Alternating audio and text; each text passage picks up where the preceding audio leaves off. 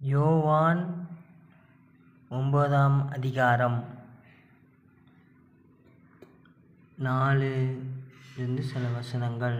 பகலாய் இருக்கும் வரை என்னை அனுப்பியவரின் செயலை நாம் செய்ய வேண்டிய இருக்கிறது. இரவு வருகிறது, அப்போது யாரும் செயலாற்ற இயலாது. நான் உலகில் இருக்கும் வரை நானே உலகின் ஒளி என்றார். இவ்வாறு கூறிய பின் அவர் தரையில் உமிழ்நீரால் சேர் உண்டாக்கி அச்சேற்றை பார்வையற்றவருடைய கண்களில் பூசி, நீர் சிலோவாம் குளத்துக்குப் போய் கண்களை கழுவும் என்றார். சிலோவாம் என்பதற்கு அனுப்பப்பட்டவர் என்பது பொருள். அவரும் போய் கழுவி பார்வை பெற்று திரும்பி வந்தார். இந்த வார்த்தைகளிலே அவர் நேரம் காலம் இதை பற்றி குறிப்பிட்டிருக்கிறார். நம் இந்திய கலாச்சாரத்தில் நேரம் காலம் பார்த்து பேசுவார்கள். அதுபோன்று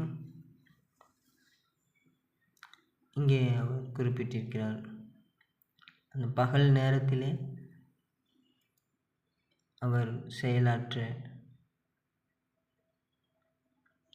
வேண்டும், இரவு நேரத்திலே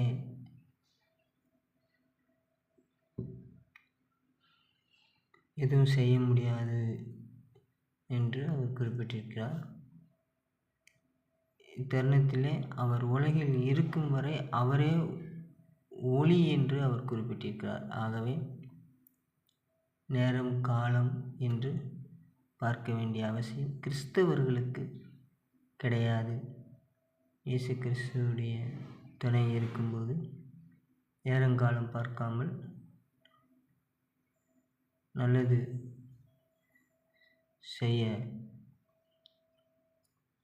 நாம் தைரியமாக செய்யலாம். ஆகவே இந்த வார்த்தையை இங்கு வெளிப்படுத்தியிருக்கிறார். மற்றும் சிலோவாம் என்பதற்கு அனுப்பப்பட்டவர் என்பது பொருள். இந்த சிலோவாம் குளத்திற்கு அவ்வாறு பெயர் இருக்கிறது. எப்படி நாம் இந்தியாவிலே குளத்துக்கெல்லாம் பேர் இருக்கிறதோ, அந்த நீரிலே நாம் மூழ்கி எந்தித்தோம் ஆனால், அதாவது குளித்து விட்டோமானால் நம்முடைய பாவங்கள்லாம் கழுவப்படுகிறது என்று சொல்லப்படுகிறது. அதுபோன்று இங்கே நீர் சிலோவாம் என்ற பெயரிலே அந்த குளத்துக்கு நல்ல ஒரு சிறந்த பெயர் இருக்கிறது. ஆகவே அங்கே அந்த போய் கண்களை கழுவும்போது கண்கள் குணம் பெறுகிறது என்றும் இதில் குறிப்பிடப்பட்டிருக்கிறது. ஆகவே நாம் கவனிக்க வேண்டியது, கிறிஸ்து நம்மோடு இருந்தால் நமக்கு நேரங்காலம் என்பது அவசியமில்லை.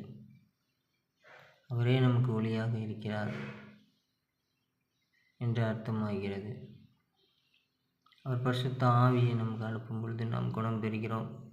நாம் என்ற விதமான குளத்திலே நாம் போய் குளிக்க வேண்டும், கண்களை கழுவ வேண்டும் என்றெல்லாம் நமக்கு அவசியமில்லை. அவர் பரிசுத்த ஆவியானவரை நமக்கு அனுப்பினாலே நாம் குணமடைவோம்.